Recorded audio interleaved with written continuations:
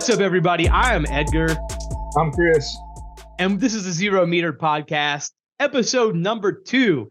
I know it might be confusing because we took a little bit of a break, but your boy got all his teeth removed and got new ones. So I didn't really plan that we did the first episode, then took like a 3-month break because I had to get my new teeth. But, you know, we're back. We're here.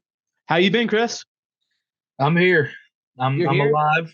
Getting ready to head down to Mississippi and Florida and get back into some Dixie chasing for the start of the year. Heck yeah. I'm ready for that. Like, this is that time of the year where sometimes depression kicks in. Like you're not seeing you don't get to get out and chase. You don't get to do the things you love. The weather's it's like cold and rainy and snowy. But hey, it does look like we might get to chase next week. So yeah, and finally got the car back, so we're back on the road with White Lightning. Oh, so White Lightning's back. Yeah. Oh, I'm ready now because White Lightning and Black Thunder can hit that boom boom, that 1-2 hit this year out there. Actually, I like that. When me and you met, people probably don't know this. We already had our cars named. And I was like, oh, my car is Black Thunder. And you were like, mine's White Lightning. I was like, get out of here.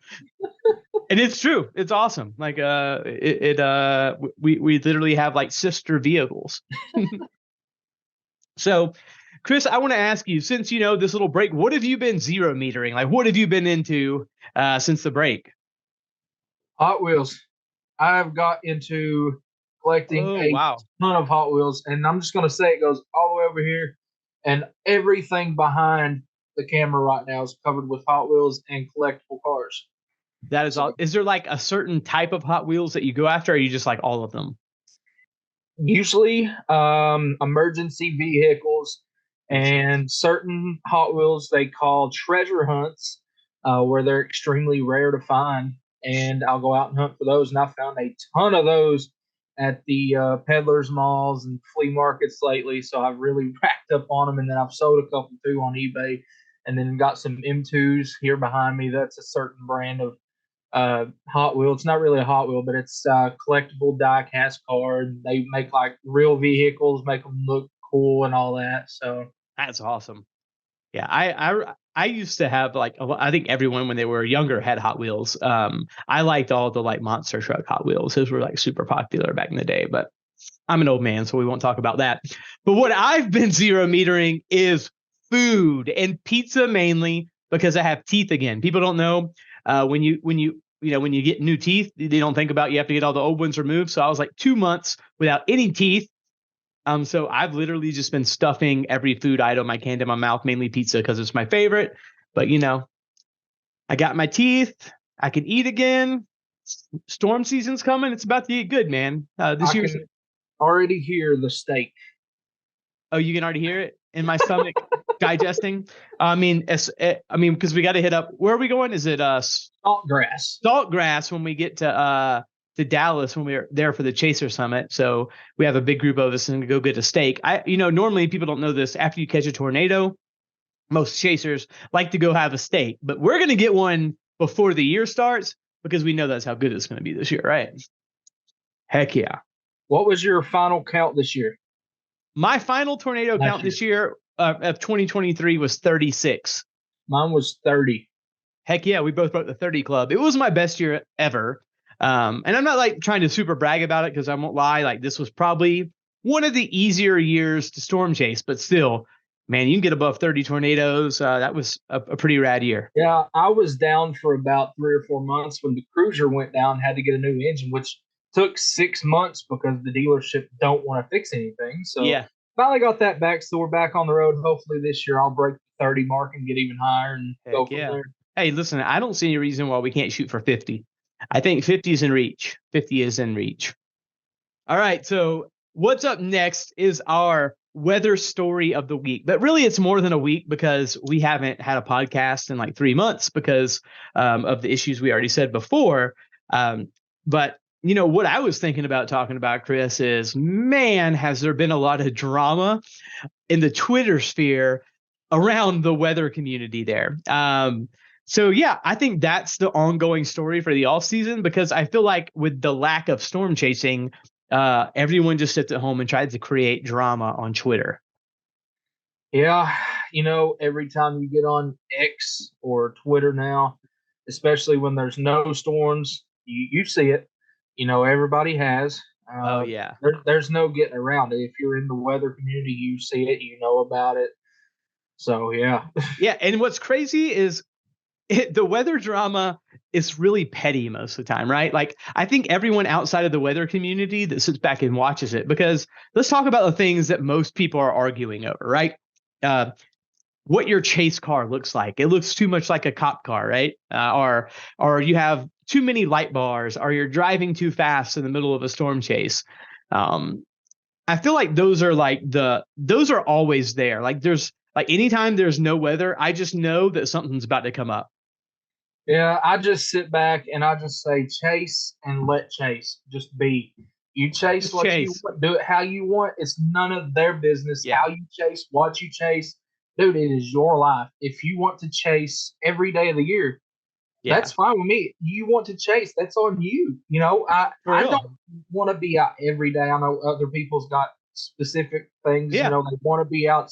It's just like, I have a passion for weather. I have a passion for storms. A Yeah. lot of people in the weather community does. But I don't want to chase all. I mean, I do like to be home sometimes. I like to lay in my own bed instead of a hotel bed. For real, yeah.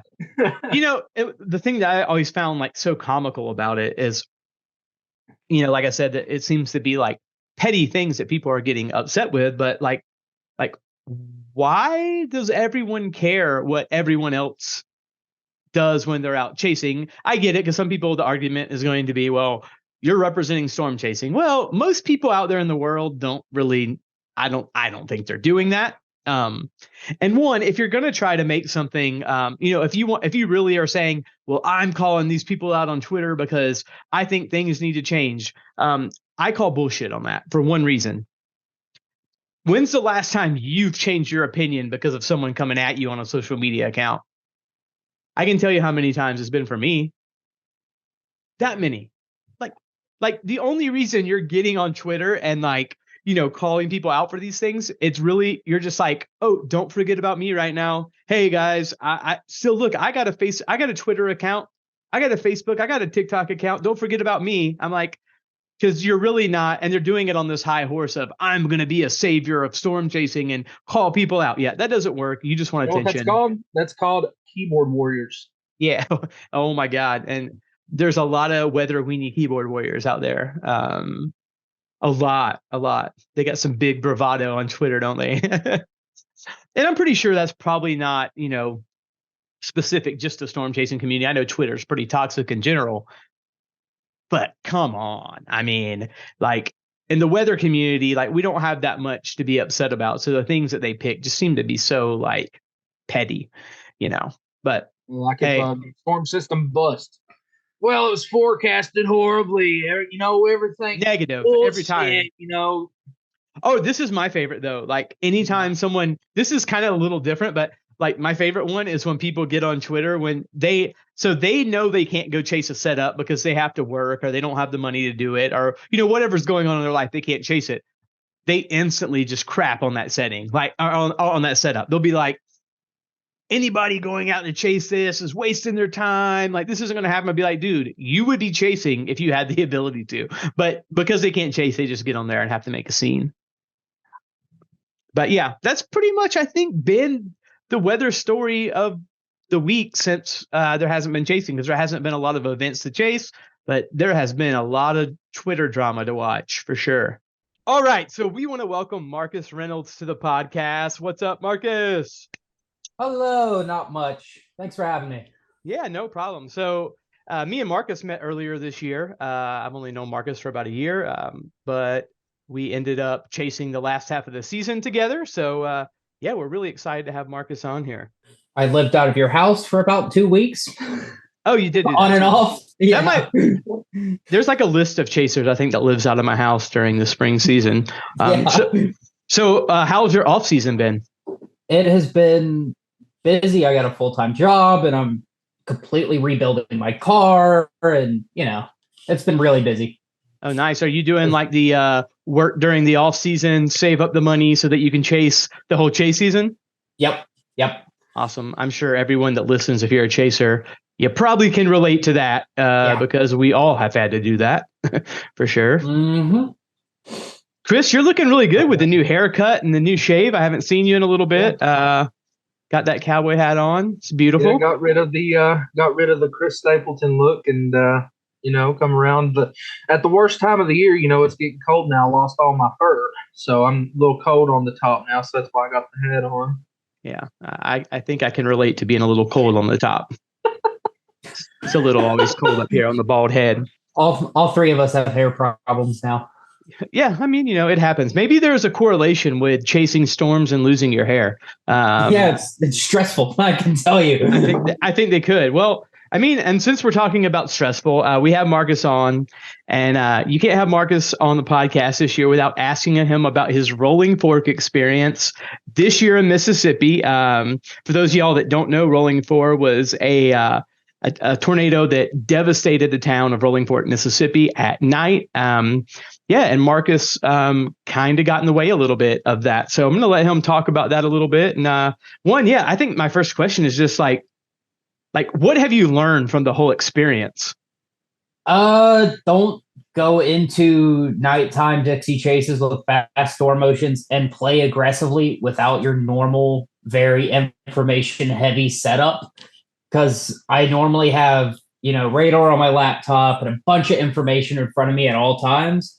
And I went into that chase with my cell phone and my camera, and that was it. And I played way too aggressively for that to be the way it was. So, I just got, I got called out to the northeast of the circulation.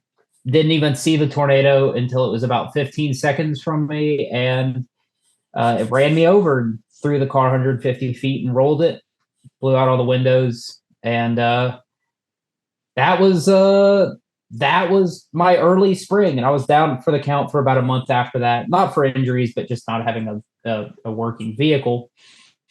And then I tore my ACL, completely unrelated. Because the hits had to just keep coming last year, right? Yeah.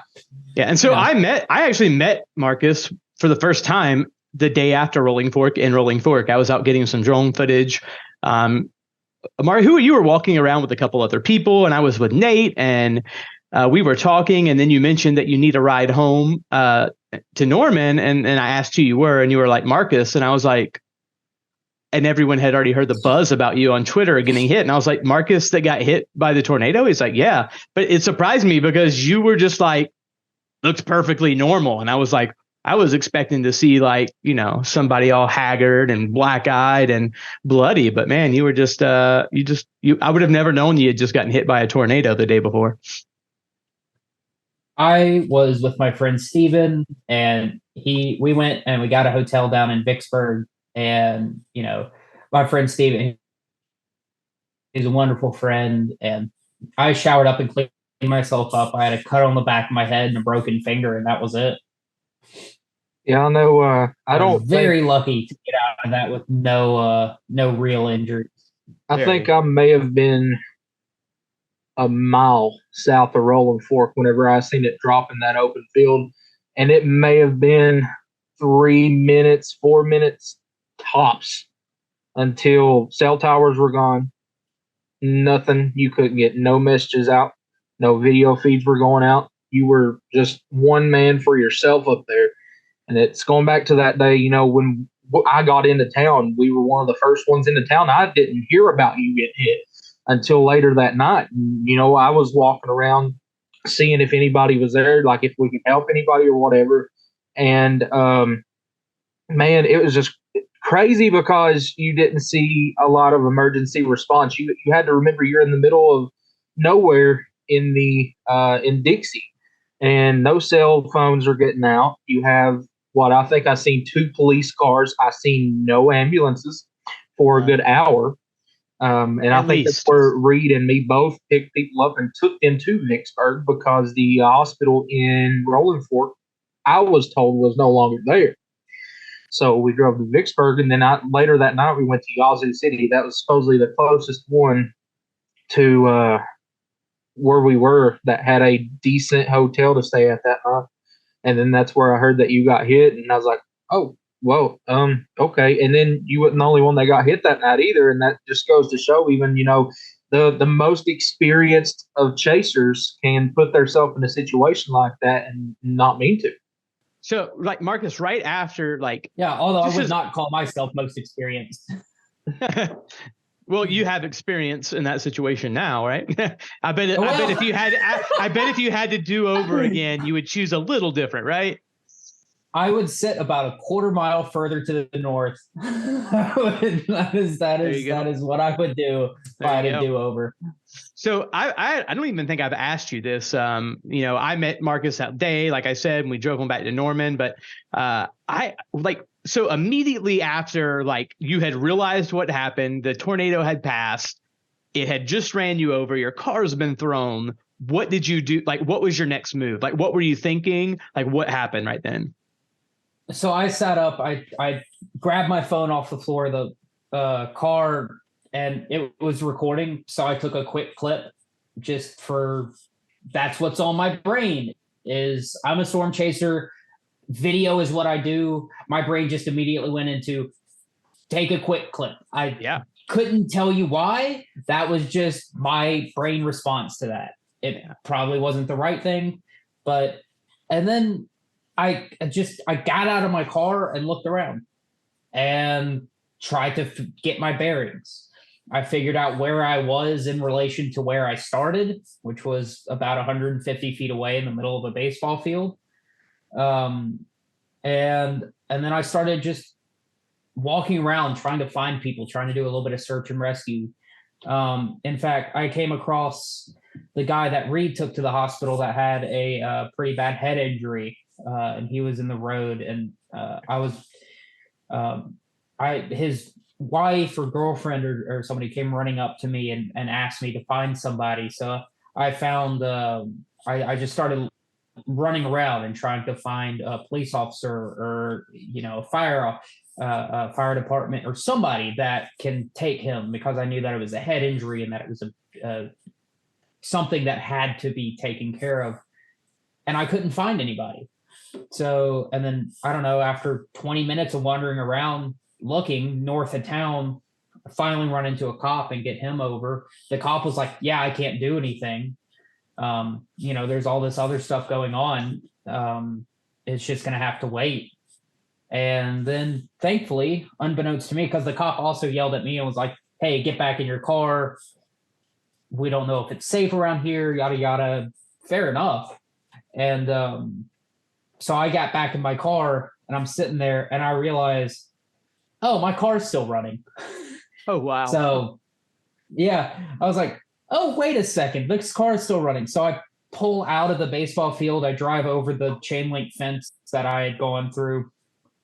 And I pull up next to Zach Hall, who we probably all know of on here, and him and Freddie. And I pull up next to him, and I don't know why I did this. I have no windows in the car. I pull up next to him, and I look out my window, and I go, "What's up, Zach?" They probably were like, "Are you kidding me?" And I've never seen a man's eyes get so wide so fast. He goes, "What the heck happened to you?" And I was like, "Well, you see, I got hit, and it rolled the car." And he was like, "Holy crap!" And I got out of the car and had a relatively emotional moment and a hug, and I gave him my camera supplies and whatnot because they were getting soaked because I had no windows, and I gave them to him, and he was gracious enough to just take them for me. And thankfully, after that, I got out of my car, I connected with him, I found out, where do I need to go? Where do I need to be? Who needs help? So we were in front of this Mexican restaurant, I think, and there was a family trapped in the freezer, and I tried to help a little bit with prying debris off of that freezer to get them out of there. Unfortunately, there wasn't much we could do. I don't know if they eventually succeeded with that, but I felt like I wasn't really contributing, so I went to go search elsewhere, and because we had 5 or 6 people over there, and eventually met up with a bunch of friends from University of Louisiana Monroe, and we all split up into 3-4 person teams and went and did search and rescue throughout the rest of the night. And that was that experience. The tornado itself wasn't that bad, but unfortunately, I did see dead bodies that night, and it was doing search and rescue, and it was a pretty heavy night, and it weighs on me still, but I'm glad. And then eventually I met up with a bunch of other chasers and sat down, and because I had a minor concussion, and I had split the back of my head open from a 2x4 that came into one of my windows, and it hit me in the back of the head, and broke my finger. Because when the tornado hit, I was down in my car like this, and it came. Assume the position. Crushed the tip of my finger, and split the back of my head open. But, outside of that was, I finally sat down around a bunch of chasers, and because I had found where they had all kind of convened, and sat down and saw a bunch of friends there and hugged, because everybody had heard about what happened to me at this point. This was like 2 or 3 hours later. There's a lot of that night that I don't particularly remember well, but there's a lot of that night that, kind of still sits in the back of my head. It's kind of weird. Well, yeah, you experience trauma on different levels, right? You experience physical trauma, and then you experience the mental trauma of going through a tornado in your car. But then also immediately after doing search and recovery, then you have the trauma that you get from being at a disaster area right after it's happened. All 3 of us have been there, several times and done that type of stuff. And people don't realize how traumatic that can be, even if you're not hurt and you didn't just get ran over by a tornado. So even more crazy that you got ran over by the tornado and then experienced that. You mentioned a second ago about, being a relatively newer chaser at the time, and being a new chaser and trying to prepare yourself for if you did get hit by a tornado. What would you say? There's tons of young chasers now, and there's no way to get around it, but there's always drama around younger chasers and them getting hurt or getting in car accidents. So someone who's went through that, what would you say to like, would you have any advice for if next year's their first season, what would you tell people? What kind of advice would you give them to avoid those situations? So to avoid those situations, try when you start chasing, like you're new. When this happened or when Rolling Fork happened, I had just crossed over my 3-year mark. So I'm not like new, but I was, I was newer. And for your first season, I'm a hypocrite for saying this, but I think this is sound advice. Don't go out and try and chase huge setups. Go out on low key days and get used to how to follow a storm, how to position yourself and stuff like that. Don't go out and try and chase a May 20th, 2019 on your first setup. Go out and chase some 2% in June where it's slow moving storms, and learn how to position yourself. Those are going to be relatively safe for chasing. Don't go to Dixie. Don't go to the Southern Plains with 45 knot storm motions on some high risk or moderate risk. Do some 2%, 5% in June in the high plains or in Nebraska or Kansas or something. Or you could ride along also, too, like on those big setups, like just ask another chaser, like go with someone experienced, so that way you can see it, but you're with someone who has seen it before and can make those split-second decisions.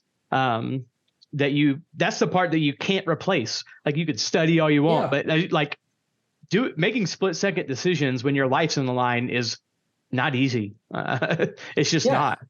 Assuming I'm chasing individually and not with a team. Like anytime in June, anybody who's watching this and you know that I'm in your area chasing, shoot me a DM or a message on Twitter. I will absolutely take you out on a chase. Facts, for real, yeah. Yeah, I am so happy to get people into the world of chasing. You may not want to, given my last story that I just told. Hey, I did it for the second half of the year and I survived. I need a shirt that says I chased with Marcus Reynolds and survived. Barely. Yeah, we had some close calls. All I have to say is Toyota's still driving. What was that, Chris? All I have to say is the Toyota's still driving. Yeah, shout out to Toyota. Forerunners make great vehicles. Yeah. Still driving that truck to this day. I'm going to try for the YouTube viewers. I'm going to try to put a before and after photo of Marcus's car right here in the YouTube video so that you can see what it looked like right after Rolling Fork, and then what he's done to it now, because it looks fantastic. I mean, he's done a killer job. And DIY, might I add you, which is even better. Got a question, Marcus. You were in town, and I remember exactly where you were because I seen your Toyota the next day in that ball field. And I happened to notice, because we had set up down there at that little shopping place, whatever that was down there. I don't remember what it's called. But right next to it in that ball field was a tornado siren. This is a big controversial thing, and I've not heard a true answer. Were the tornado sirens going off in Rolling Fork? Because I didn't hear a one going off at the time. No, they were not. I didn't hear a single tornado siren. Yeah. That entire time, there was not one. I guarantee you there wasn't. I haven't talked to one person that was there within a few minutes of it happening that said that they heard a siren. And we're all used to hearing sirens. I mean, it's what we do. We're in towns where there's a lot where tornadoes are.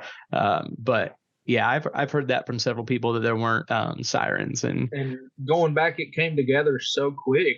Whenever the warning come out, I think it was maybe 10 minutes before it was tornado emergency. So that 10 minutes is really all you had by the time it got from like Lake Providence to Rolling. That's how quick it came together, and it was instantly a violent tornado coming right at you. I mean, people were watching chasers at the time, literally coming into town, and then the power just goes out. I mean, no sirens or nothing. You know, nobody that watches the stuff, or they're not watching the weather, or they don't have a phone that says tornado warning for your area or whatever. What are they supposed to do, you know, if they don't know what's coming truly? Yeah, no, I talked to a lot of people that night. Nobody knew it was coming. Everybody got caught off guard by it that I talked to. Yeah, it was about a month or 2 months before it hit. We were in Rolling Fork because I eat at Chuck's Dairy Bar. One of the best dairy bars I have ever eat at was Chuck's Dairy Bar. And we were there that day. We were chasing another severe risk day. And, we were there. We was talking to the locals. You know, we're chasers. Everybody's wondering what we're doing there. We don't look like we're from there. You know, everybody knows everybody in that town. And they're like, who are you? What are you doing? And we're like, we're storm chasers. There's going to be some strong, severe storms coming to town today, you know. And a lot of the locals were like, we never get big storms. They usually just go around us and go over to Yazoo, or it's down around Vicksburg. Famous last so words. A lot of small town people have that feeling. You know, it's never going to happen here. And a lot of people, especially where I live, it always say it's not going to happen here. It never happens here. All it takes is that one storm to come together just right. And Rolling Fork goes. That's such a good point, because even here, which is wild, in Oklahoma, central Oklahoma, all the time I hear, oh, no, those tornadoes, they pick up when they come over my house and then they go back down. Like, that's not true, one. Two, tornadoes, you have to prepare for the worst, right? You have to be in preparation. And unfortunately, having that mentality of thinking, oh, it never hits here, we don't ever get tornadoes. They won't hit because we live around tall buildings. I've heard, like, I can't tell you how many different things I've heard. Yeah. One, there's no evidence to support any of that. And two, it's like that until it does happen. So I think it's really careful. I mean, you have to be really careful not to get your head in that space, right? Where you're like, oh, it's never going to happen to me. If you go back about a month ago, you had the North Nashville tornado. Tornadoes don't hit big cities. Even though it was a weak tornado, you've seen the big fireball that looked like a huge explosion. Yeah. Tell Joplin that they don't hit cities. Yeah, I mean, just look at the More. past and look Like- at what's happening. It don't matter if you live in a city with 6 million people in it, or you live in a town with 30 people in it. It can Yep. happen anywhere, anytime at the right condition. Before we kick Marcus off the stream, we're not really going to kick him off because we love Marcus, but we do want to talk about our top gas stations while we're out storm chasing. I feel like this topic, that was really weird. Did you just see hearts go on your screen for you when you did that heart? No? Bro. Bro, What? Why is it working for you and not me? Yes! Wow. All right. That's awesome. I'm not going to lie. I was like, wait, did someone just slip me some drugs? Because I'm pretty sure hearts just came out of Marcus's hand. Oh, wow. I did not. I don't know what setting that is. I don't know how I have That's that set up. amazing. But so we, gas stations are one of those things that every storm chaser is pretty opinionated about, right? We spend a lot of our life at gas stations. We're usually there before chases even start. And then we're there until usually something happens. So we'll start with Chris first here. Chris, I want you to give me your top 3 gas stations while out storm chasing. Bucky's for number 1. Beat the cowboy hat the whole stream. Bucky's, beaver nuggets, brisket, hot food. You go in, atmosphere is awesome. Perfect bathrooms anytime. That's all I got to stay there, especially if you eat a really bad gas station taco earlier in the day. All I'm gonna say. Yeah, literally Bucky's has their own chips. Oh my god, the Buccos, it's like a Funyun. Oh, it's so good. And then my second one would be Love's. Love's, I'm always at a Love's before a outbreak of some sort or any storm. I'm sitting at a Love's. I'm waiting to meet up with so and so before it all starts. I go in. They have some hot dogs sometimes, or they'll have the little pizza up front if that's one of those Loves. And I usually make 16, 17-hour drives at one time. So a shower is really nice, and Love's, in my opinion, have the best showers at the most reasonable price. And then my third one would be Quick Trip QT. They have the absolute best sub sandwiches that they make fresh in the store, and it's price perfect. I think it was a foot long ham and cheese. I added not turkey, but pepperoni and cheese, chips, and a fountain pop for $7. So Sounds fantastic. yeah, You're making me hungry. I know, made myself hungry. All right, Marcus, what's your 3? All right, I gotta agree with Chris on the first 2. Bucky's, they've got great food, great bathrooms, amazing candy for when I feel I need something sugary. I always spend way too much money in there. And their merch is wonderful, so you can always get Bucky's merch. And so definitely number 1 is Bucky's. Number 2, I agree with Chris again. Love's. I always go into Love's. I'm always out of Love's. I have the Love's app on my phone.